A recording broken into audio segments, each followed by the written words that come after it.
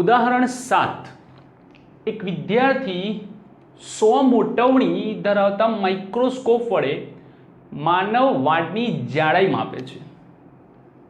તે 20 અવલોકન નોંધે છે અને નક્કી કરે છે કે માઇક્રોસ્કોપના દ્રશ્ય ક્ષેત્રમાં વાળની જાડાઈ 3.5 મિલીમીટર બને છે। તો વાળની અંદાજિત જાડાઈનું માપન કરો। 3.5 mm જાડાઈ મળે છે, પણ ક્યાં મળે છે? તો કે માઇક્રોસ્કોપના દ્રશ્ય ક્ષેત્રમાં। ઓકે, આપણો નિયમ શું કહે છે એને આપણે આગળ વધારીએ। અહીંયા એક શબ્દ વાપર્યો છે જે તમે 10મા ધોરણમાં ભણી ચૂકેલા છો, મોટવણી। કયો શબ્દ? મોટવણી। મોટવણી એટલે શું? તો કે મોટવણી એટલે પ્રતિબિંબ ભાગ્યા વસ્તુ। પ્રતિબિંબ ભાગ્યા વસ્તુ। તમે જે મોટવણી માપી હતી એ મોટવણીમાં શું હતું? પ્રતિબિંબ અંતર ભાગ્યા વસ્તુ અંતર। પ્રતિબિંબ અંતર ભાગ્યા વસ્તુ અંતર, અથવા તો પ્રતિબિંબની ઊંચાઈ ભાગ્યા વસ્તુની ઊંચાઈ। તો શું એવી રીતે આ જાડાઈ ના આવી શકે? આવી શકે કે પ્રતિબિંબની જાડાઈ ભાગ્યા વસ્તુની જાડાઈ। કેટલી મોટવણી આપેલી છે? તો કે 100 મોટવણી આપેલી છે। Very good. પ્રતિબિંબ, હવે અહીંયા સ્પષ્ટ શબ્દ વાપર્યો છે, માઇક્રોસ્કોપના દ્રશ્ય ક્ષેત્રમાં। માઇક્રોસ્કોપનું દ્રશ્ય ક્ષેત્ર હોય એટલે કે એ માઇક્રોસ્કોપની અંદર જુએ છે અને એમાં એને 3.5 મિલીમીટર મળે છે। ફરી સાંભળો, તે માઇક્રોસ્કોપની અંદર જુએ છે અને 3.5 માપે છે, એટલે કે તે પ્રતિબિંબને જુએ છે। તે કોને જુએ છે?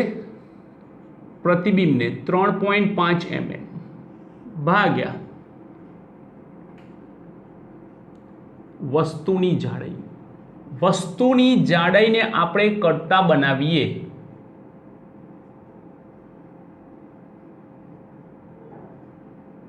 ભાગ્યા બરાબર 3.5 ભાગ્યા 100, 0.35 મિલીમીટર એ વાળની જાડાઈ થાય। વાસ્તવમાં આપણો જે વાળ છે, માનવ વાળ, એ 0.035 mm જાડાઈનો હોવો જોઈએ આ રકમ પ્રમાણે। ઓકે, તો આ છે 7મો દાખલો। 8મો દાખલો રકમ નથી, હા હું વાંચી છે રકમને અને સમજાવતો રહીશ। તમે ટેક્સ્ટ બુક જરા ખોલીને રાખો જોડે કે નીચેના પ્રશ્નોના જવાબ આપો। એક દોરી અને એક મીટર પટ્ટી આપેલ છે, તમે દોરીનો વ્યાસ એટલે કે દોરીની જે જાડાઈ છે તે કેવી રીતે નક્કી કરશો કે દોરી કેટલી જાડી છે? હું તમને એક સિમ્પલ એક્ઝામ્પલ આપું કે ધારો કે ઓકે ચલો નો પ્રોબ્લેમ, આને લઈ લઈએ આપણે। ધારો કે મારે આની જાડાઈ નક્કી કરવી છે કે આ કેટલી જાડાઈનો વાયર છે, દોરી સમજો। ઓકે, તો આ જાડાઈ નક્કી કરવા માટે હું ફૂટપટ્ટી નહીં વાપરી શકું। ઇવન એવું બી નથી કીધું કે માઇક્રોમીટર લો, કેમ કે લખ્યું છે કે મીટર પટ્ટી આપેલી છે, એટલે હા ફૂટપટ્ટી આપેલી છે, પણ ફૂટપટ્ટી વાપરી નહીં શકું કારણ કે ફૂટપટ્ટીથી મને જાડાઈ મળતી નથી। તો ફૂટપટ્ટીનો ઉપયોગ કરીને જ જાડાઈ લાવવાની છે અને આપણે ફૂટપટ્ટીનો સીધો ઉપયોગ કરી શકતા નથી। તો શું કરી શકીએ? એક કામ કરીએ, આપણે કોઈક એવી વસ્તુ લઈ લઈએ કે જેની ઉપર આને આપણે વીંટાળી શકીએ, જેમ કે થોડી જાડી। આ બોટલ છે, આ બોટલ પર હું ટર્ન આપી દઉં આ રીતે, એકદમ પાસેના, બરાબર।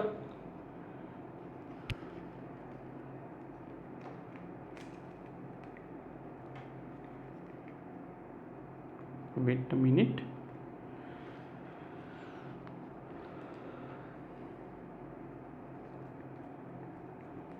ઓકે ચલો મેં આવા ટર્ન આપી દીધા, તમે ધ્યાનથી જુઓ, બરાબર, એકદમ ટાઈટ ટર્ન। હવે હું શું કરીશ? ફૂટપટ્ટી લઈશ, અહીંયા મૂકીશ, આમ આપીશ, શું માપીશ એ જુઓ, હું આ જાડાઈ માપીશ, બરાબર. આ જેટલી પહોળાઈ છે એમાં કેટલા વાયર્સ આવેલા છે? 1 2 3 4 5 અને 6 આંટા આવેલા છે. કેટલા આંટા આવેલા છે? 6 આંટા. ધારો કે આ જાડાઈ મને, ધારો કે કહું છું, હા, આ જાડાઈ મને 3 સેન્ટીમીટર મળે છે. કેટલી મળે છે? 3 સેન્ટીમીટર. તો 3 સેન્ટીમીટરમાં વાયર કેટલા આવ્યા? 1 2 3 4 5 ને 6. 3 સેન્ટીમીટરમાં આપણને 6 વાયરના આંટા મળ્યા. એટલે કે 6 આંટાની જે પહોળાઈ છે એ 3 સેન્ટીમીટર છે. તો એક આંટાની પહોળાઈ કેટલી થાય? 3/6, 0.5 સેન્ટીમીટર થાય. આ એક આંટો જે છે એ 0.5 સેન્ટીમીટરનો થાય. ફરી સાંભળો, આ ટર્ન માર્યા, આ જાડાઈ લીધી. કેટલી જાડાઈ છે? તો કે 3 સેન્ટીમીટર. ધારો કે એમાં કેટલા ટર્ન્સ છે? 6. તો આ જે પહોળાઈ છે એ 6ની પહોળાઈ છે. તો એકની પહોળાઈ કેટલી? 3/6, 0.5 સેન્ટીમીટર. તો આ લોકોએ જે સમજૂતી આપી છે એમાં પણ એવું જ કીધું છે કે એક દોરી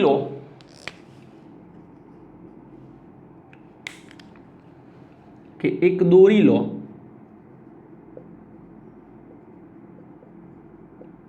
પેન પર અથવા તો પેન્સિલ પર ખૂબ જ પાસે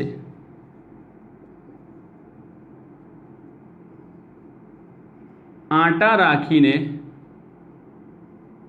વીંટાળો. આંટા રાખીને એને વીંટાળી દો. વીંટાળી દીધા? ઓકે. હવે કુલ લંબાઈ માપી. કુલ લંબાઈ કેટલી માપી? ધારો કે 3. કુલ લંબાઈ માપી તેને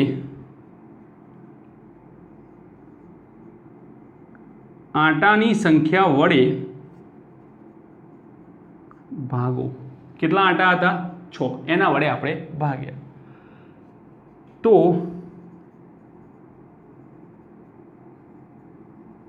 એક આંટાની જાડાઈ મળે છે. તો આપણને શું મળે છે? એક આંટાની જાડાઈ મળે છે. હવે આપણે બીજું જોઈએ. એક સ્ક્રૂ ગેજમાં પેચ અંતર 1 મિલીમીટર અને વર્તુળાકાર સ્કેલ પર 200 વિભાગ છે. શું તમે વિચારી શકો કે વર્તુળાકાર સ્કેલ પર વિભાગોની સંખ્યા સ્વેચ્છાએ વધારી તમે સચોટતા વધારી શકાય છે? જોઈ લઈએ. આની ચર્ચા આપણે છે ને લંબાઈના માપનની પહેલી જે લેક્ચર 1 છે એમાં કરી ચૂક્યા છીએ. એમાં મેં તમને માઇક્રોમીટર સ્ક્રૂ ગેજ બતાવેલો છે અને તમે એમાં ધ્યાનથી જોયું હોય તો માઇક્રોમીટર સ્ક્રૂ ગેજમાં 100 આંટા હોય. એ 100 આંટા એટલા બધા નજીક હોય છે કે ત્યાં જ આપણે ચોક્કસ માપ કે 34મો કાપો મેચ કરે છે, 35મો કરે છે કે 33મો કરે છે આપણને ખબર પડતી નથી. તો હવે એટલા જ વિભાગની અંદર બીજા 200 કાપા થઈ જાય તો શું પરિસ્થિતિ આવે? હું તમને એમ કહું છું કે ધારો કે આપણે લીધા, બરાબર, માપ.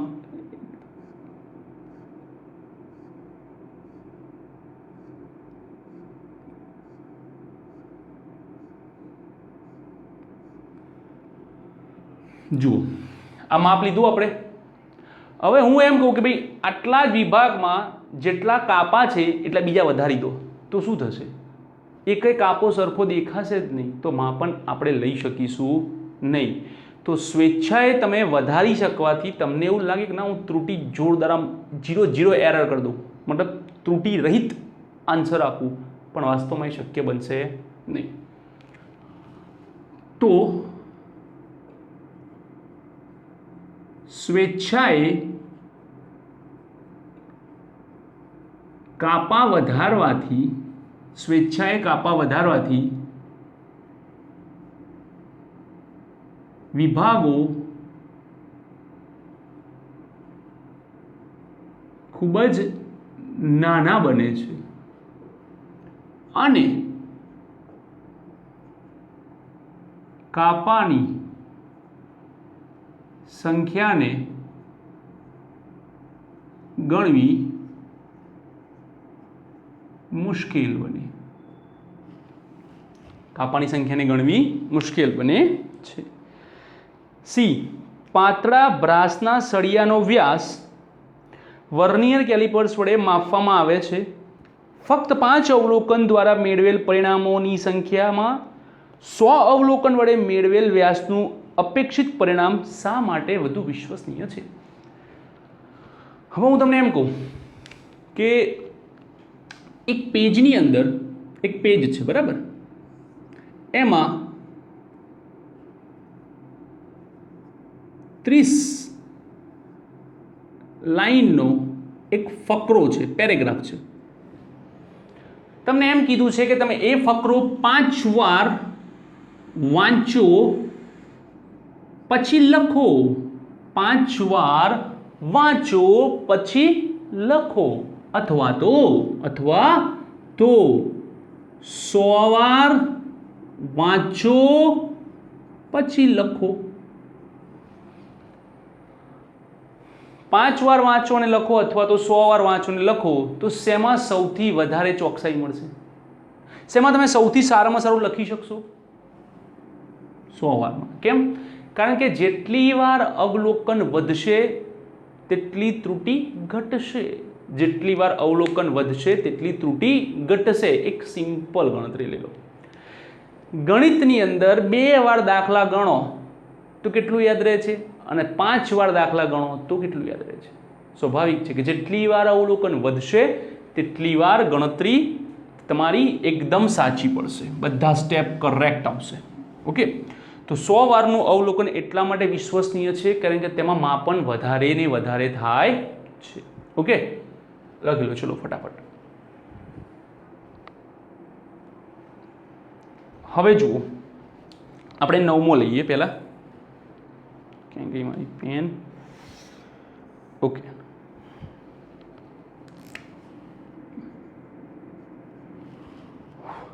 એક મકાનનો ફોટોગ્રાફ 35 મિલીમીટરની સ્લાઇડ પર, મકાનનો ફોટોગ્રાફ જે છે 35 મિલીમીટરની સ્લાઇડ પર 1.75 સેન્ટીમીટર સ્ક્વેર ક્ષેત્રફળને આવરી લે છે. ઓકે, એટલે કે મારી પાસે એક 35 mm સ્લાઇડ છે, એમાં 1.75 mm નો આટલો વ્યવસ્થિત રીતે ફોટોગ્રાફ 35 સ્લાઇડ પર આ રીતે દેખાય છે. ઓકે, આ સ્લાઇડને પડદા પર પ્રોજેક્ટ કરતા મકાનનું ક્ષેત્રફળ 1.55 મીટર સ્ક્વેર મળે છે. તો પ્રોજેક્ટ અને પડદાની ગોઠવણીની રેખીય મોટવણી શોધો. રેખીય મોટવણી એટલે શું? તો આ જે જાડાઈ, વસ્તુ અંતર, પ્રતિબિંબ અંતર, ઊંચાઈ, આ રેખીય મોટવણી આવે. તો બીજી કઈ આવે? ક્ષેત્રીય મોટવણી, જેમાં પ્રતિબિંબનું ક્ષેત્રફળ ભાગ્યા વસ્તુનું ક્ષેત્રફળ, એટલે કે ક્ષેત્રીય મોટવણી કહેવાય એને. આ રીતે દેખાય છે, બરાબર? તો રેખીય મોટવણી કેટલી થવી જોઈએ? તો આપણી પાસે રેખીય માપન કોઈ નથી, તો આપણે શું કરીશું? સૌથી પહેલા ક્ષેત્રીય માપનમાં આગળ જઈશું. શેમાં જઈશું? ક્ષેત્રીય માપનમાં. તો આપણી પાસે સૂત્ર છે કે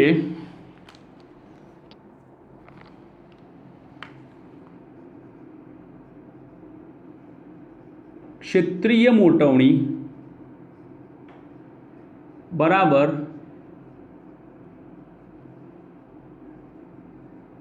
પ્રતિબિંબનું ક્ષેત્રફળ ભાગ્યા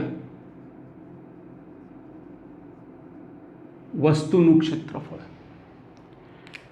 એક્ઝામમાં આખું લખવાનું. પ્રતિબિંબ કેટલું છે? તો કે 1.55 મીટર સ્ક્વેર. વસ્તુ કેટલી છે? 1.75 સેન્ટીમીટર સ્ક્વેર. હવે આપણને ખબર છે, આગળના દાખલાઓમાં આપણે જોયું છે કે મીટર સ્ક્વેરને સેન્ટીમીટર સ્ક્વેરમાં ફેરવો એટલે 10⁴.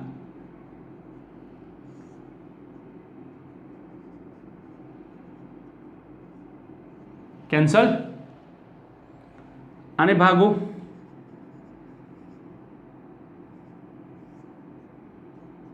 75 8857.8 અરાઉન્ડ એટલું જ આવે છે. યસ 8857.14. તો આ થઈ તમારી ક્ષેત્રીય મોટવણી. ક્લિયર? ચલો હવે આગળનું લખી ચૂકેલા છો એટલા માટે આપણે ભૂસી નાખીએ છીએ.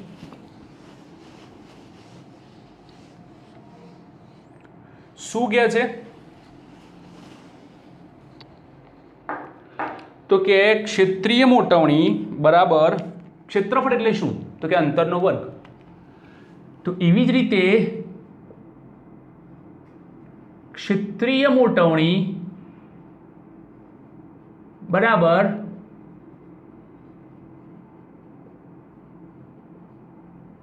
રેખીય મોટવણી નો વર્ગ. સીધું છે. ક્ષેત્રફળ બરાબર શું? તો કે અંતરનો વર્ગ. અંતર એટલે રેખીય માપન. અંતર શું હોય?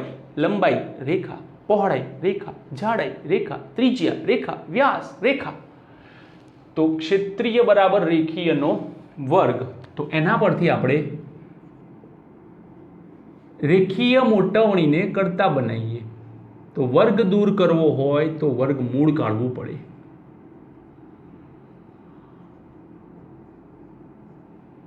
ક્ષેત્રીય મોટવણી. હવે ક્ષેત્રીય મોટવણી કેટલી છે? તો કે ક્ષેત્રીય મોટવણી છે 8857.14 અને આનું વર્ગમૂળ થાય છે 91.4 સોરી 94.1. ઓકે 94.1. 3 સાર્થક અંકો જોઈએ કારણ કે 3 વાપરે છે ને 1 2 3 1 2 3. તો આ છે તમારો આન્સર 9. ક્લિયર? હવે 10મો જુઓ. હંમેશા દાખલો જ્યારે પણ ગણો, દાખલો ગણી જાય પછી ફરીથી રિવાઇન્ડ કરો, દાખલાની શરૂઆતથી ફરીથી જુઓ અને પછી વધારે સમજવાની કોશિશ કરો. સૌથી પહેલો કેટલા સાર્થક અંકો છે? તો આપણને ખબર છે કે આગળના શૂન્યો સાર્થક ગણાતા નથી. કેટલા છે? માત્ર 1. કેટલા છે? માત્ર 1.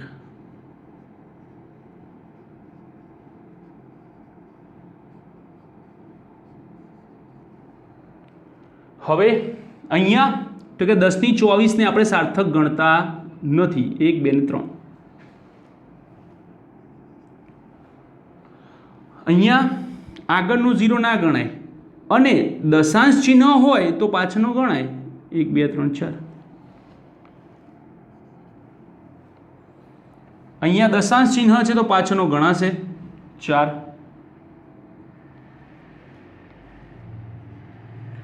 એવી જ રીતે અહીંયા 1 2 3 4. અહીંયા આગળના 0 નહીં ગણાય. 1 2 3 4. તો આપણને બંને મળ્યા 4 4. ઓકે. તો આ છે ઉદાહરણ સ્વાધ્યાયના 10 દાખલા. લખી નાખો.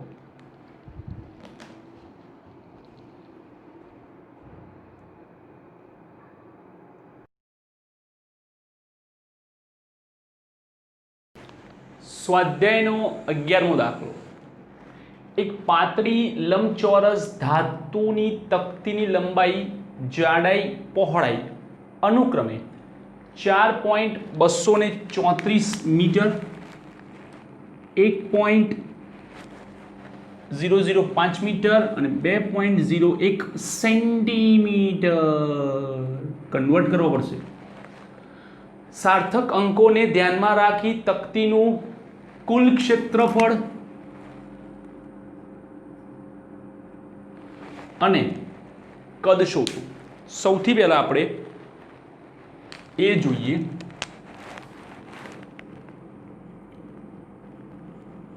કે તકતીનું કુલ ક્ષેત્રફળ શું થાય.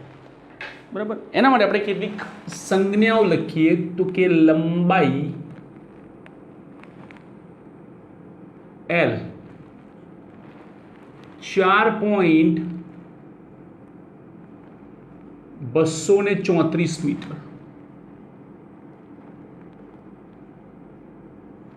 પહોળાઈ 1005 મીટર જાડાઈ 2.01 સેન્ટીમીટર 0.0201 મીટર કેવી રીતે તો 1 સેન્ટીમીટર બરાબર 10⁻²² મીટર 10⁻² કરો એટલે 1/10², જેને આપણે કહીએ છીએ 100 ભાગ્યા 100.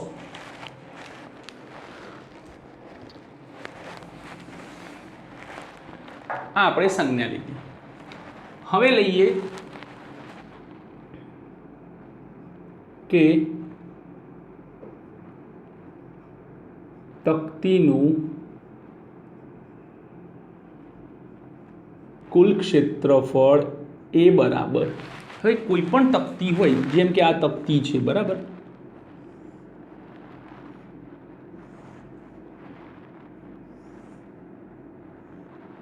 આપણે એકદમ વ્યવસ્થિત તકતી લઈએ તો કેટલી બાજુ હોય? 1 2, એટલે કે ધારો કે આપણે આને જાડાઈ કહીએ, આને આપણે પહોળાઈ કહીએ, તો પહોળાઈ જાડાઈ વાળી 1 બને. એવી જ રીતે આને આપણે લંબાઈ કહીએ, આને આપણે પહોળાઈ કહીએ, તો આ એક વિભાગ બને. એવો પાછળનો હોય. આ લંબાઈ છે, આ જાડાઈ છે, એવો ત્રીજો, ચોથો, પાંચમો અને છઠ્ઠો. જેમાં પહેલો અને બીજો એક સરખા જેવા, ત્રીજો અને ચોથો એક સરખા જેવા, પાંચમો અને છઠ્ઠો એક સરખા જેવા. એટલે કે અહીંયા દરેકની 2 પેર મળે છે, સોરી, એક પેર મળે છે. તો કુલ ક્ષેત્રફળ શું થશે? તો કે 2 વાર વાગશે લંબાઈ પહોળાઈ, 2 વાર વાગશે પહોળાઈ જાડાઈ, 2 વાર વાગશે જાડાઈ લંબાઈ.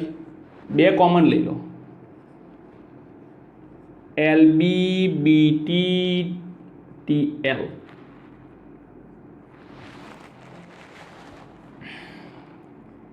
ઇઝ ઇક્વલ્સ ટુ લંબાઈ 4.234 ગુણ્યા 1.005 વત્તા 1.005 ગુણ્યા 0.0201 વત્તા 0.0201 ગુણ્યા 4.234. આનો ગુણાકાર, આનો ગુણાકાર, આનો ગુણાકાર, પછી એમનો સરવાળો. તો એમનો કુલ ગુણાકાર થાય છે 4.360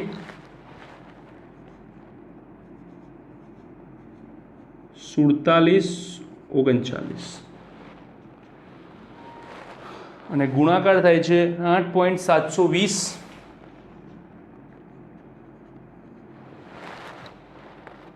9478. ઓકે, હવે આપણે અહીંયા છેલ્લે કર્યો ગુણાકાર, અહીંયા આપણે કર્યો ગુણાકાર, પછી આપણે કર્યો સરવાળો. તો એમાં સૌથી ઓછા સાર્થક અંકો, ગુણાકાર આવી ગયો તો સૌથી ઓછા સાર્થક અંકોને ધ્યાનમાં રાખો. કેટલા અંકો છે? 3. આની પાસે 4, આની પાસે 4, આની પાસે 3 જ સાર્થક અંકો છે. તો છેલ્લા જવાબમાં તમારે 3 સાર્થક અંકો લાવવાના છે. 0 દૂર કરો 5 થી નાનો, 8.72 મીટર સ્ક્વેર, 8.72 મીટર સ્ક્વેર. હવે તકતીનું કુલ કદ V ઇક્વલ્સ ટુ LBT 4.234 005 0.0201 ગુણાકાર આપો. ગુણાકાર આવે છે 0.0855 289. અહીંયા ગુણાકાર છે, 3 સાર્થક અંકો લેવાના, આગળના શૂન્યો સાર્થક ન ગણાય. 2 દૂર કરો, 2 એટલે કે 5 કરતા નાની સંખ્યા. તો આ થયો તમારો 11મો દાખલો. લખી લો ચલો ફટાફટ.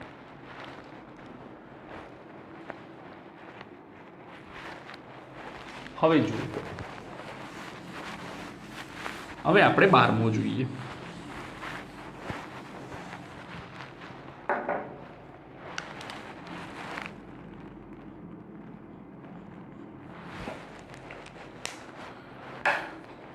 પ્રોવિઝનની તુલા એટલે વજન કાંટો વડે માપેલ એક બોક્સનું દળ 2.300 કિલોગ્રામ છે. હવે તેમાં 20.15 ગ્રામ અને 20.17 ગ્રામ દળના સોનાના 2 ટુકડા મૂકવામાં આવે તો હવે તમે સમજો કે જ્યારે આ જે મૂલ્યો છે એ ગ્રામમાં છે, આ જે છે તે કિલોગ્રામમાં છે, તો બોક્સનું કુલ દળ શું થયું? બોક્સ છે, 2 સોનાના ટુકડા મૂક્યા તો દળ કેટલું થાય? તો બોક્સની અંદર જ્યારે આ મૂલ્યોનો સરવાળો કરવા જઈશું ત્યારે રાઉન્ડ ઓફનો નિયમ નહીં લાગે, પણ કેલ્ક્યુલેટરની મદદથી પણ જ્યારે આપણે જઈશું ત્યારે આ 2 ઝીરો જે છે તે નીકળી જાય છે. એ આપણા સાર્થક અંકો હોવા છતાં પણ એ સરવાળામાં ભાગ ભજવતા નથી, કારણ કે અહીંયા દળનું મૂલ્ય ખૂબ જ વધારે છે. તો આપણે અહીંયા એવું લઈએ કે ભાઈ બોક્સનું દળ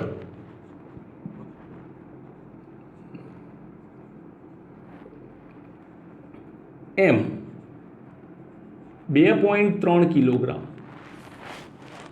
ઓકે, કારણ કે જ્યારે સરવાળો કરીશું ઇવન કેલ્સી વડે પણ તો 2.300 કંઈ ઇક્વલ ટુ મારીશું ને તો 0 નીકળી જશે, કાં તો પ્લસ કરીશું તો 2 0 નીકળી જશે. એટલે કે સરવાળામાં આપણે એ 0ની અત્યારે હાલ જરૂર પડતી નથી. ત્યારબાદ 2 ટુકડાઓનું દળ M1 M2 20.17 ગ્રામ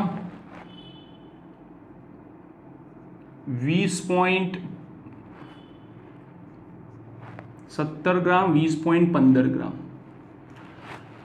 હવે એવું કીધું છે કે આ બોક્સનું કુલ દળ કેટલું થાય? તો કે બોક્સનું કુલ દળ એનો મતલબ એમ થયો કે સરવાળો M plus M1 plus M2. હવે આપણે અહીંયા જોઈએ 20.15 ગ્રામ. આનો સરવાળો તો શક્ય નથી કારણ કે કિલોગ્રામ છે ને ગ્રામ છે, તો આપણે આને પણ કિલોગ્રામમાં ફેરવીએ, 1000 વડે ભાગીએ.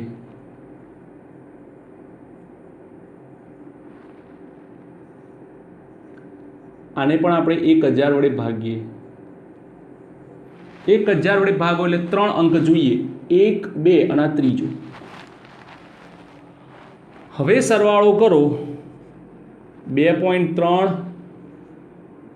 0 20 15 0 20 17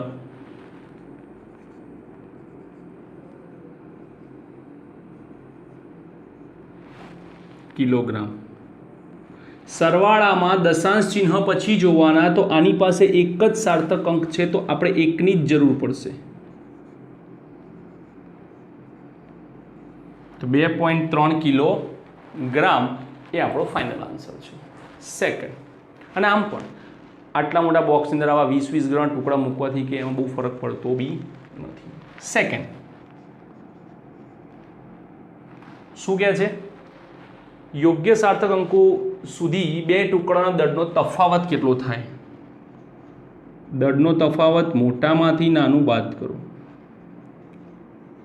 20.17 ઓછા 20.15 0.02 ગ્રામ.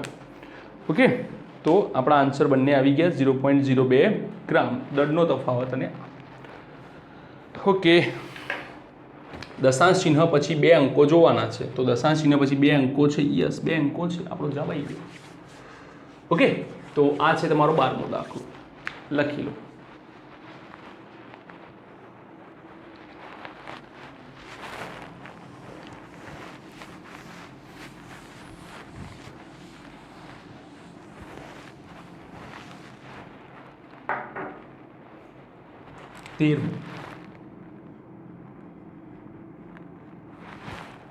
થિયરી સેક્શનમાં 13માની પ્રેક્ટિસ આપણે કરેલી છે, બરાબર, કે એક ભૌતિક રાશિ પી નો માપન યોગ્ય 4 રાશિઓ એ બી સી ડી સાથે એક સંબંધ આપેલ છે.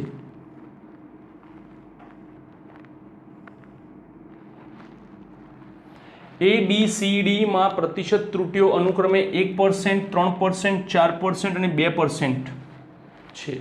તો પી માં પ્રતિશત ત્રુટી શોધો.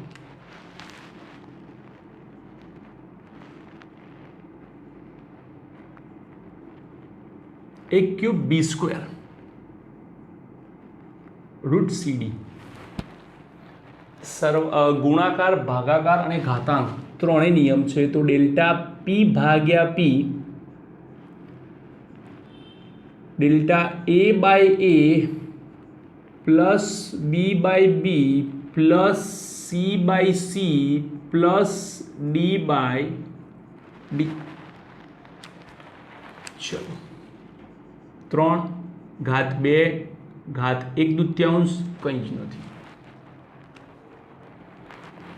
દરેકના પ્રતિશત માપન આપેલા છે. Delta A by A 1%, delta B by B 3%, sorry, delta C by C 4%, okay, delta D by D 2%. આ ગયા 2, 3 3 દુ 6, 2 2 બરાબર 13%. કેટલા સાર્થક અંકો છે? 2. ગણતરી કરતા પીનું મૂલ્ય 3.763 મળે છે. આ ક્યાંથી આવ્યું? 3.700 નહીં, આ મૂલ્ય એમને આપ્યું છે. કદાચ એમને કંઈ આવું મૂલ્ય મળતું હશે. આ કોઈ ગણતરી ક્યાંયથી કરી નથી. આપણે જે શોધ્યું છે ડેલ્ટા પી બાય પી છે અને એમને ખાલી પીની વાત કરે છે. તો અહીંયા એમને પીનું ખાલી મૂલ્ય આપ્યું છે કે એમને આવું મળે છે, બરાબર. ક્યાંથી આવ્યું, કેવી રીતે આવ્યું એ આપણે ગણી શકવાના નથી. આપણી પાસે શું છે? ગુણોત્તર છે. ધારો કે હું એમ કહું કે એક્સ અને વાયનો ગુણોત્તર 2 છે, તો એના તો ઘણા બધા મતલબ થાય કે x 2 y 1, અથવા તો આ 4 આ 2, અથવા તો આ 6 આ 3, અથવા તો 10 5, કંઈ પણ હોઈ શકે છે, બરાબર. એટલે એનાથી એ નક્કી ના થાય કે વાયની કિંમત ક્યાંથી આવે. ધારો કે એક્સ અને વાયનો ગુણોત્તર 2 છે અને વાયની કિંમત 3 છે, આવું કંઈક હોય તો ધારો કે 3 છે, એનો મતલબ એ નથી કે વાયની કિંમત 3 જ હોય. અહીંયા એમને ધારો કેમ આપેલું છે. તો પરિણામને કયા મૂલ્ય સુધી રાઉન્ડ ઓફ કરશો? તો આપણે લખીએ કે પી નું મૂલ્ય 3.763 છે, જેને 2 અંક સુધી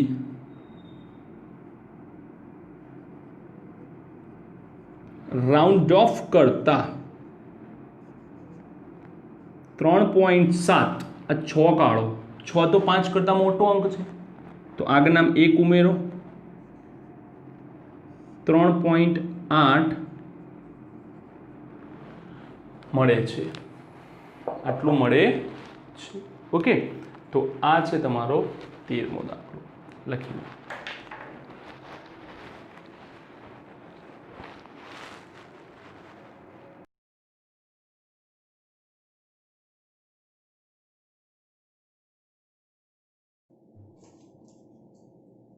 સ્વાધ્યાયનો 14મો દાખલો.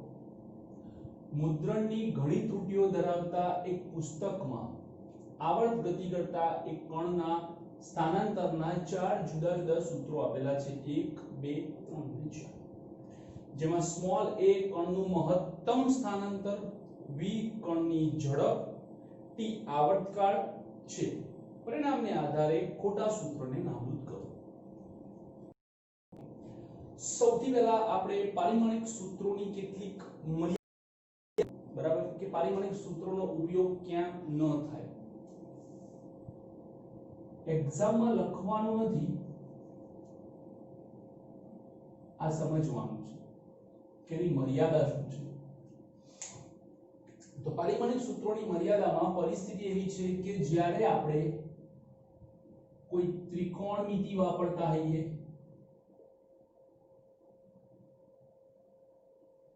मितीय विधेयों के प्रतिविधेयों अथवा तो लघुगणक अथवा तो चरघातांकीय आना माटे पारिमाणिक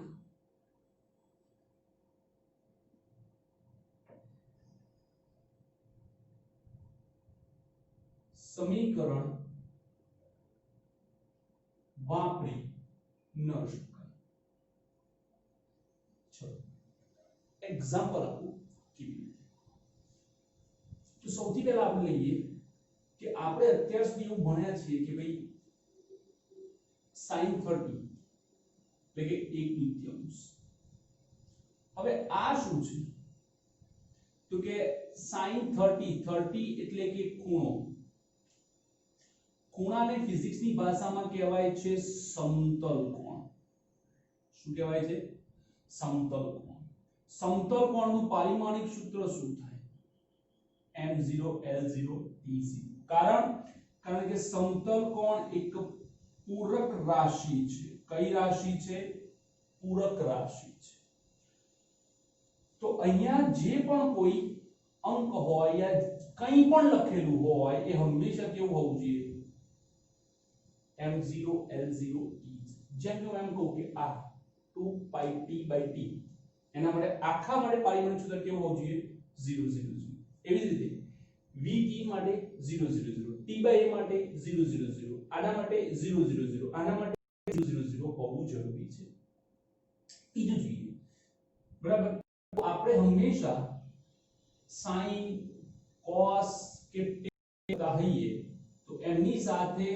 જે કોઈ પણ લખાય છે તેનું પારિમાણિક સૂત્ર m0 l0 t0 જ હોવું જોઈએ શું હોવું જોઈએ m0 l0 t0 જ હોવું જોઈએ તમે આવું ક્યારેય ના લખી શકો કે sin 30 કિલોગ્રામ બરાબર કેટલા થાય sin માત્ર ખૂણાને ઓળખે છે કિલોગ્રામને ઓળખતું નથી એવી જ રીતે પ્રતિવિધેય આવતું હોય sin inverse cos inverse tan inverse એ પણ m0 l0 t0 પ્રમાણે જ આવવું જોઈએ ત્રીજું જોઈએ લઘુગણક એટલે કે તમે log લખો છો તો log માટે પણ અહીંયા જે બી આવશે તેનું પારિમાણિક સૂત્ર હંમેશા 0 હોવું જરૂરી છે એન્ડ ફાઇનલ ચરઘાતાંકીય चरघातांकीय એટલે શું કે ધારો કે તમને એવું કીધું છે કે ચરઘાતાંકીય એટલે 3x ઓકે 5x એટલે કે અચળ સંખ્યાની ઉપર જે ઘાત છે તે ઘાત પણ કેવી હોવી જોઈએ પરિમાણ રહિત હોવી જોઈએ અચળ સંખ્યાની ઉપર જે પણ ઘાત છે તે કેવી હોવી જોઈએ પરિમાણ રહિત હોવી જોઈએ તો क्या क्या परिमाण रहित संख्याओं होवी જોઈએ sin cos tan ની જોડે ઇન્વર્સ માં જોડે log ની જોડે અને કોઈ પણ અચળ સંખ્યાની ઉપર જો ઘાત આવતી હોય તે ઘાત કેવી હોવી જોઈએ 0 0 0 ક્લિયર તો હવે આપણે ન્યુમેરિકલ તરફ છે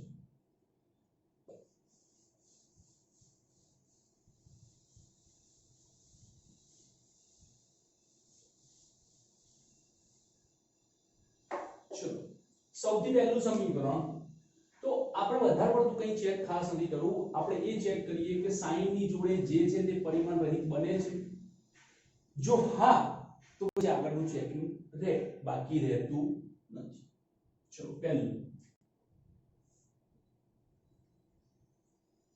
y is equal to a sin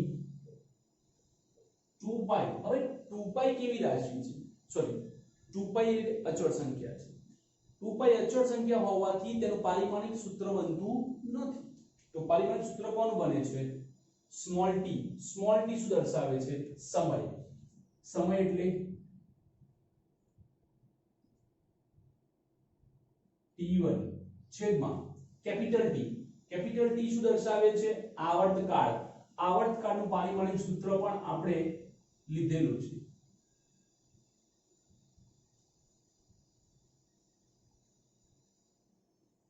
t1 આધાર સમાન ગુણાકારમાં a sin 2 પારિમાણિક સૂત્ર હોતું નથી, મતલબ કે 0. યસ, ચલો આ 0 થયું. હવે આપણને ખબર છે કે એટલે શું? તો કે 1/2. આ 1/2 એટલે શું? તો કે અચળ સંખ્યા. શું થાય? અચળ સંખ્યા. તો એવી જ રીતે આ આખો જે વિભાગ છે તે વિભાગ કેવો થઈ જવાનો? અચળ. તો શું વધ્યું? તો કે y બરાબર a વધે. y શું છે? સ્થાનાંતર. a શું છે? સ્થાનાંતર. ના મહત્તમ સ્થાનાંતર છે. મહત્તમ સ્થાનાંતર હોવાથી મૂલ્ય બદલાય, એકમ ના બદલાય. કોઈ વિદ્યાર્થી 30 કિલોમીટર પર અવર ની ઝડપે જાય છે, કોઈ વિદ્યાર્થી 60 કિલોમીટર પર અવર ની મહત્તમ ઝડપથી જાય છે, તો એકમ કઈ રીતે રહેશે? એકમ બદલાતા નથી. તો y બરાબર a બને. y નું સ્થાનાંતર, a નું પણ સ્થાનાંતર, મતલબ કે સમીકરણ પારિમાણિક દ્રષ્ટિએ સાચું છે. કેવું છે? પારિમાણિક દ્રષ્ટિએ સાચું છે. ઓકે, હવે આગળ જોઈએ બીજું. y is equals to a sin vt. ચલો, v નું પારિમાણિક સૂત્ર શું થાય? v એટલે કે શું છે? v તો v કોણની ઝડપ છે. ઝડપનું પારિમાણિક સૂત્ર L1 t minus. Small t એટલે સમય છે, t1. ઓકે, તો લખો a sin. હવે જોઈએ, આધાર સમાન ગુણાકારમાં ઘાતોનો સરવાળો -1 + 1 0. તો શું વધે? L1. અને આપણે શું વાત થઈ? L0 હોવો જોઈએ. કેટલો હોવો જોઈએ? L0 હોવો જોઈએ. તો સમીકરણ પારિમાણિક દ્રષ્ટિએ ખોટું છે. કેવી રીતે બતાવું? જેને સમજ પડી ગઈ એને કોઈ પ્રોબ્લેમ નથી, જેને નથી એ જુઓ. L1 એટલે કે મીટર. કહે છે કે sin 30 મીટરની કિંમત કેટલી છે? પણ sin તો માત્ર ને માત્ર ખૂણાને ઓળખે છે. કોને ઓળખે છે? ખૂણાને. એ મીટરને ઓળખતું નથી. એટલા માટે અહીંયા આપણને જવાબ મળતો નથી. Next, third.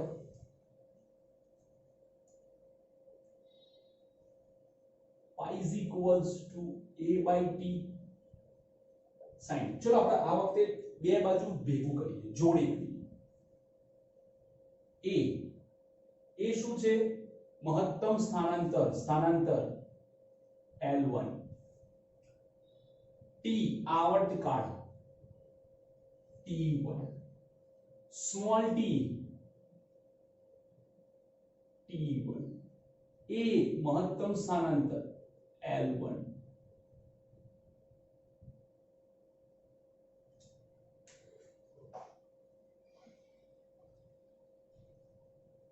થઈ ગયું?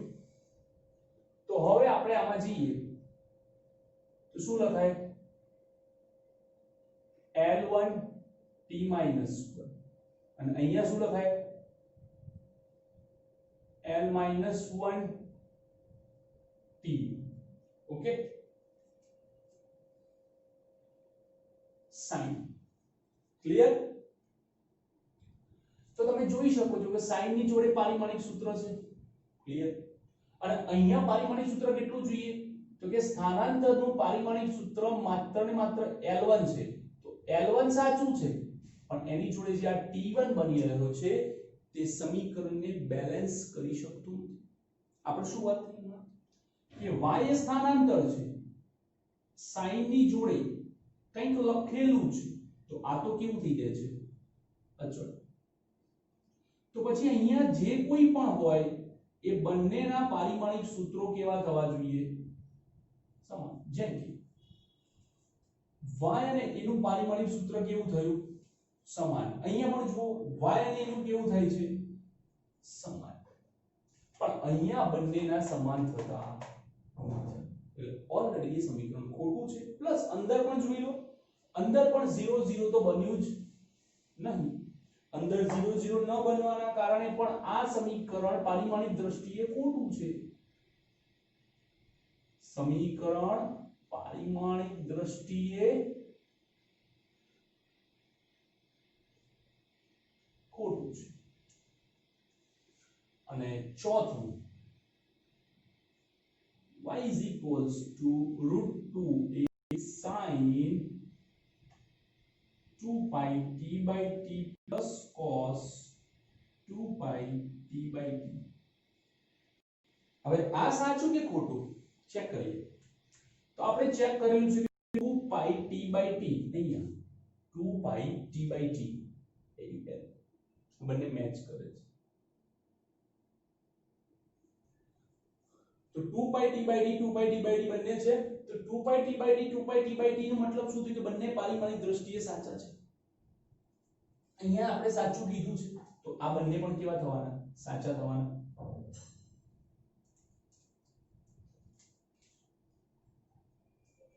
બંને સાચા થયા. ઓકે, અહીંયા ચેક કરીએ. આ y છે, આ a છે, બંને સાચા છે. તમને મોટો નથી પણ √2 તો અચળ સંખ્યા છે, એનું પારિમાણિક સૂત્ર હોતું નથી. કેવી રીતે? જેવી રીતે 2 પાઈ નું હતું એવી રીતે √2 નું ના હોય. પારિમાણિક સૂત્ર હોવા માટે સંજ્ઞા લખેલી હોવી જરૂરી છે. તમે કોઈ પણ કિંમત મૂકી દો એ પારિમાણિક સૂત્રમાં ગણતરીમાં આવતી નથી. પારિમાણિક સૂત્રો એ રાશિ માટે હોય છે, કિંમતો માટે નહીં. y is equals to √2a. √2 એક અચળ સંખ્યા છે જેનું પારિમાણિક સૂત્ર હોતું નથી.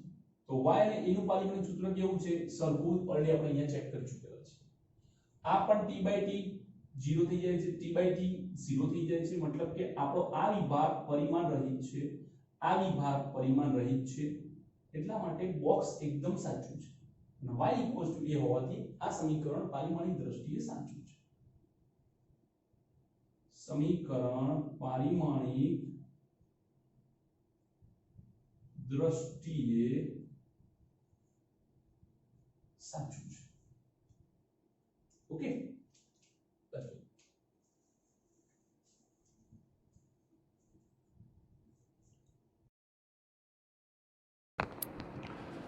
સ્વાધ્યાયનો 15મો દાખલો. એક વિદ્યાર્થી ભૌતિક વિજ્ઞાનના પ્રચલિત એવા કોઈ કણના ચલિત દળ અને સ્થિર દળ m0 તથા કણનો વેગ v અને પ્રકાશની ઝડપ c વચ્ચેના સંબંધને લગભગ સાચો યાદ રાખીને લખે છે, પરંતુ અચળાંક c ને ક્યાં મૂકવો જોઈએ તે વારે વારે ભૂલી જાય છે અને એના કારણે સમીકરણ કંઈક આવું લખીને બેસે છે. તો અનુમાન કરો કે c ને ક્યાં મૂકવો જોઈએ. Okay, m is equals to m0 1 minus v square raised to 1/2. આ સમીકરણમાં આપણે બે જગ્યાએ c² ને મૂકી શકીએ છીએ. કેટલી જગ્યાએ? બે જગ્યાએ. અને કેવી રીતે આપણે ટ્રેક કર્યું? તો આપણે ટ્રેક એવું કર્યું કે આ જે 1 છે, આ જે v² છે, એમની વચ્ચે કઈ નિશાની છે? બાદબાકી. સરવાળા અને બાદબાકીનો નિયમ છે કે આ બંને પદોના એકમો સરખા થવા જોઈએ. એ બંને રાશિ કેવી થવી જોઈએ? સરખી. હવે એક ઝડપનો વર્ગ છે, બીજા પાસે તો કોઈ રાશિ જ નથી, અચળ સંખ્યા છે. તો શું થાય? કાં તો અહીંયા અચળ સંખ્યા થવી જોઈએ કે જેથી અચળ માઇનસ અચળ થાય, કાં તો અહીંયા ઝડપનો વર્ગ છે તો અહીંયા પણ ઝડપનો વર્ગ થવો જોઈએ કે જેથી ઝડપનો વર્ગ માઇનસ ઝડપનો વર્ગ બની શકે. ઓકે, બે રીત છે આપણી પાસે, બંને રીતમાં આપણે આગળ વધીએ. સૌથી પહેલાં આપણે અચળ સંખ્યાને ફોકસ કરીએ તો m બરાબર m0 1 માઇનસ. ઓકે, હવે મારે આને અચળ બનાવવી છે, તો ધારો કે v જે છે મારે એને અચળ બનાવવું છે, તો vનું પારિમાણિક સૂત્ર કેટલું છે? તો કે m0 L1 t માઇનસ. આપણે બહુ સાદી ભાષામાં એવું કહેતા હતા કે ભાઈ 4 હોય અને 4ને કાઢવો હોય તો 4 વડે જ ભાગવા પડે. તો અહીંયા શું આપેલું છે? તો કે ઝડપ. તો કે એને અચળ બનાવવો છે તો ઝડપ વડે ભાગી નાખો ને. તો અચળ કેવી રીતે બને? તો કે ઝડપ ભાગ્યા ઝડપ કરો. એક ઝડપ તમને આપી છે v, તો બીજી ઝડપ કઈ લેશો? તો બીજી ઝડપમાં એને શું કીધું છે? c ને ક્યાં મૂકવું? c ને ક્યાં મૂકવો? અને c શું છે? પ્રકાશની ઝડપ. તો આપણે એને c વડે ભાગી નાખીએ કે જેથી કરીને પારિમાણિક સૂત્ર m0 L1 t માઇનસ 1 કરો બાદબાકી. m0 L1 t માઇનસ 1 જે ઉપર હતા 1 minus 1 0 minus 1 minus minus plus 1 0 આ થઈ ગયા. તો હું શું કરીશ કે જે v છે એને c વડે ભાગી નાખીશ. તો ધ્યાનથી જુઓ, ઝડપ ભાગ્યા ઝડપ શું થઈ જાય? અચળ. અચળ સંખ્યાનો વર્ગ, ધારો કે 2 અચળ છે, હું 2 નો વર્ગ કરું તો કેટલા થાય? 4. તો 4 પણ તો કેવા છે? અચળ. ફરી જુઓ, 3 છે, હું 3 નો વર્ગ કરું તો પણ કેવા થાય? 9. અચળ જ થાય. અચળ સંખ્યાનો વર્ગ કરો, ઘન કરો કે 4 ઘાત કરો, એ રહેતો અચળ જ. 1 માઇનસ v/c હોલ સ્ક્વેર. કેમ આવું કર્યું? તો એ લખીએ આપણે કે છેદમાં એક સાથે એક એટલે કે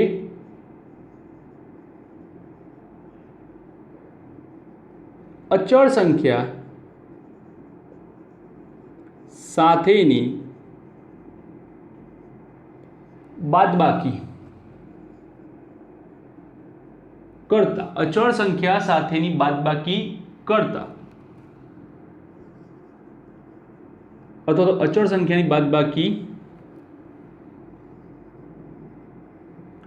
અચળ સંખ્યા સાથે જ થાય, જેથી v ને c વડે ભાગતા તે અચળ બને છે. ઓકે, હવે જોઈએ m બરાબર m0 છેદમાં શું થઈ ગયું? અચળ. અચળનો એકમ હોતો નથી, તો ડાબી બાજુનો એકમ થાય કિલોગ્રામ, જમણી બાજુનો એકમ થાય કિલોગ્રામ. બંનેના એકમો સરખા થઈ ગયા. બંનેના એકમો સરખા થઈ ગયા તો આ સમીકરણ સાચું છે તેવું કહી શકાય. એક રીત આવે. બીજી રીત કઈ આવે? તો ધારો કે પેલો ભાઈ ભૂલી ગયો છે મૂકવાનું, તો આપણે મૂકી દઈએ.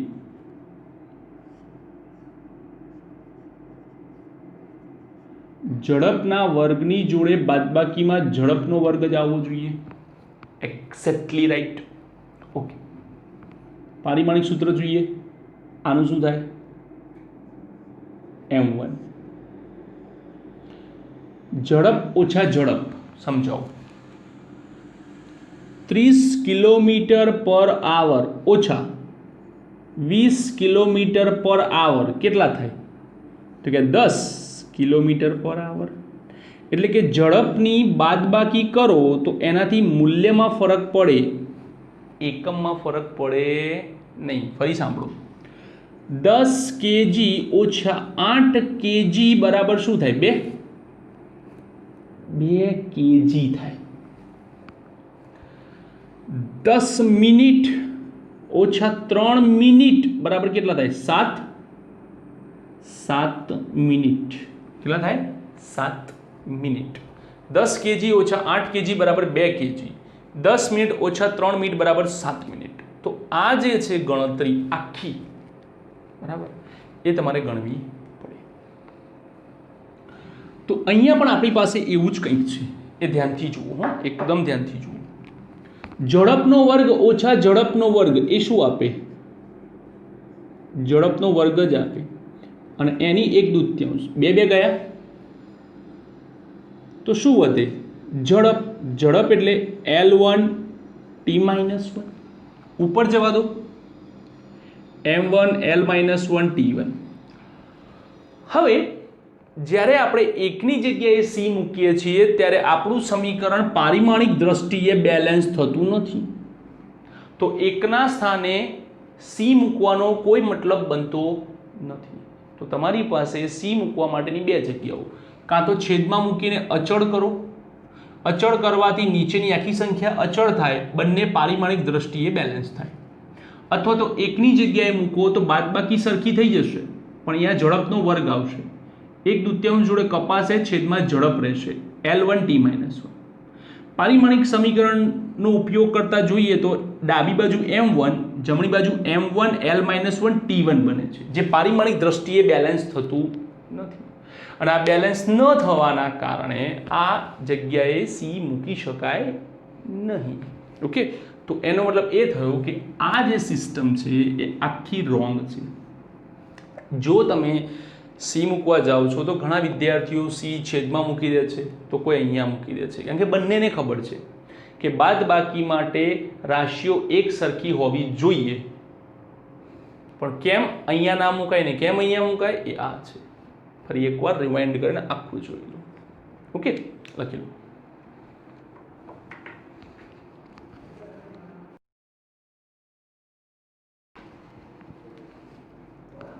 સ્વાધ્યાયનો 16મો દાખલો.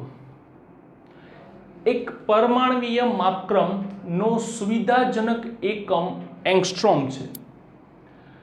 તેને 1 એંગસ્ટ્રોમ બરાબર 10⁻10 મીટર દ્વારા દર્શાવવામાં આવે છે.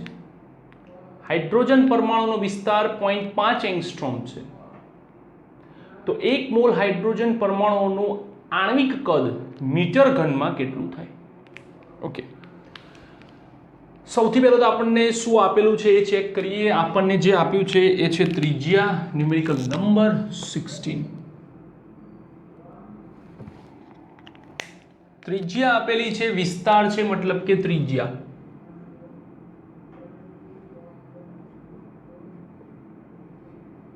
હાઇડ્રોજન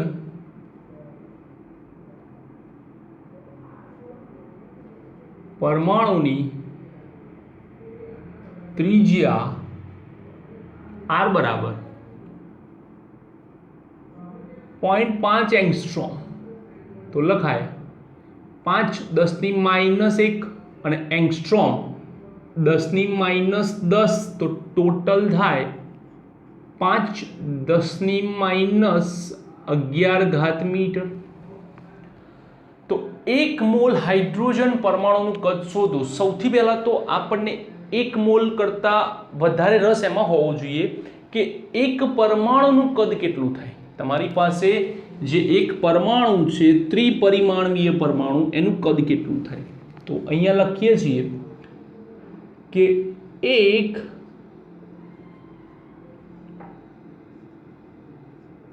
પરમાણુનું કદ V1 = 4/3πr³.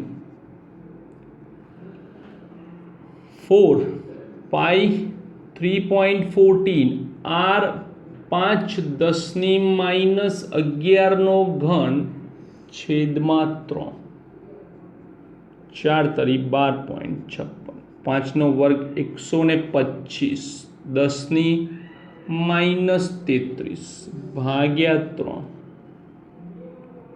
તો V1 થાય કુલ જવાબ કેલ્ક્યુલેશન સાથે 5.23 10⁻31, 5.23 10⁻31 મીટર ઘન એ તમારો આન્સર છે. ઓકે, આવી ગઈ. હવે આ જે મળ્યું એ તો ખાલી એકનું જ મળ્યું, પણ આપણે શોધવાનું છે શેનું છે? તો આપણે શોધવાનું છે એક મોલનું. શેનું શોધવાનું છે? એક મોલનું. એક પરમાણુ આટલા, તો લખું કે 1 મોલ વાયુમાં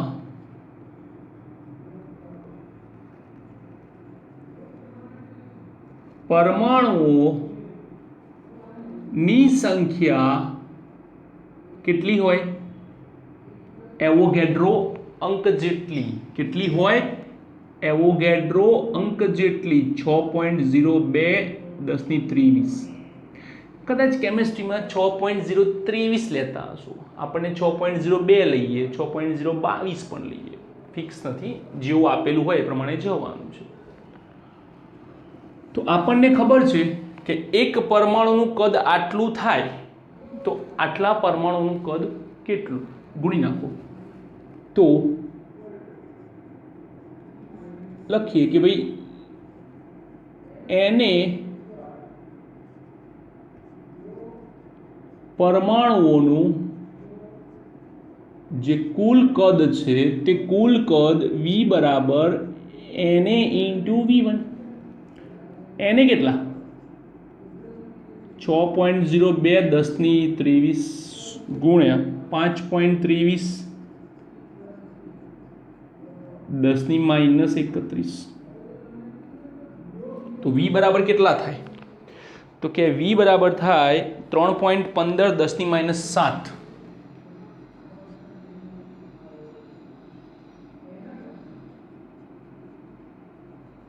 મીટર ઘન. આટલો આપણને જવાબ મળે. ઓકે, પણ આપણે 0.5 એક અંક સુધી રાઉન્ડ ઓફ કરવા જઈએ તો આપણો જવાબ થઈ જાય 3. એક જ અંક જોઈએ, 10-7 મીટર ક્યુબ. આ આપણો આન્સર થાય. Okay, clear? હવે 17મો જોઈએ કે 1 મોલ આદર્શ વાયુ પ્રમાણભૂત તાપમાને અને દબાણે 22.4 લિટર જગ્યા રોકે છે. હવામાં, બોક્સમાં, ડબ્બામાં 22.4 લિટર જગ્યા રોકે છે.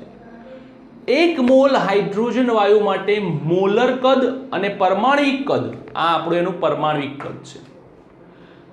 ગુણોત્તર શું થશે? શા માટે આ ગુણોત્તર ઘણો મોટો છે? હાઇડ્રોજન પરમાણુનું પરિમાણ 1 એંગસ્ટ્રોમ લો, એટલે કે વ્યાસ. કેટલો થાય? વ્યાસ. ઓકે, તો આપણે આ જ ન્યુમેરિકલ ફરીથી આખો ગણવાનો છે. નંબર 17 આખો ફરીથી ગણવાનો છે. ઓકે, એક્ઝામમાં પૂછાય તો આટલા સુધી આખો ગણવો પડશે. હવે શું માંગ્યું છે? તો હવે માંગ્યું છે કે મોલર કદ ભાગ્યા પરમાણ્વીય કદ.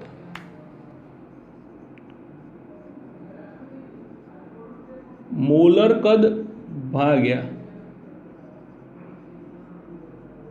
પરમાણ્વીય કદ. મોલર કદ 22.4 લિટર 10-3 ભાગ્યા 3.15 10-7. તો ભાગાકાર આવશે 7.1 10-4.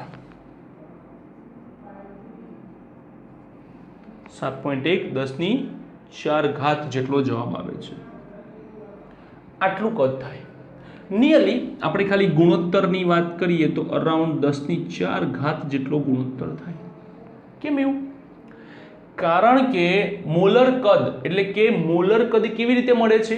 તો મોલર કદ આ કન્ટેનર હોય એમાં આ એક અણુ, આ બીજો અણુ, આ ત્રીજો, આ ચોથો, આ પાંચમો, આ રીતે જે ફેલાયેલા છે એ પરથી. મોલર કદ કેવી રીતે મળે? તો કે આંતર અણુ અંતરથી. એ બે અણુઓ વચ્ચેનું જે અંતર છે એ આંતર અણુ અંતર કહેવાય છે. શું કહેવાય છે? આંતર અણુ અંતર. આંતર એટલે એમની વચ્ચેનું આંતરિક અંતર. તો પરમાણ્વિક કદ ઘણું નાનું જ્યારે આંતર અણુ અંતર ના કારણે મોલર કદ ખૂબ જ વધી જાય છે. મોલર કદ ખૂબ જ વધી જાય છે. કેટલું વધે છે તો કે સરખામણી કરીએ તો 10⁴ જેટલી સરખામણી થાય છે. ઓકે, લખી નાખો.